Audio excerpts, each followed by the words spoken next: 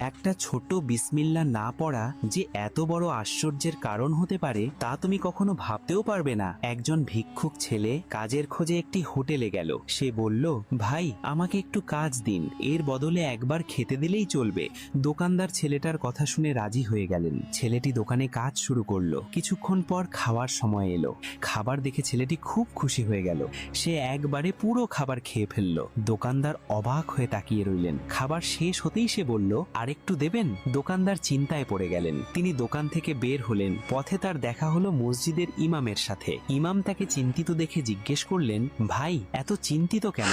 দোকানদার ছেলেটার পুরো গল্প খুলে বললেন। ইমাম তখন ছেলেটিকে ডেকে বললেন, বাছা, আমার পায়ে ব্যথা হয়ে গেছে, আমাকে একটু বাড়ি পর্যন্ত পৌঁছে দেবে? ছেলেটি রাজি হয়ে গেল। ইমাম আর দোকানদার দুজনকেই সে নিয়ে গেল। ইমামের বাড়িতে পৌঁছে ইমাম ছেলেটিকে কাজের বদলে খাবার দিলেন। ছেলেটি খাবার দেখে আবারও বলল, আরেকটু দেবেন?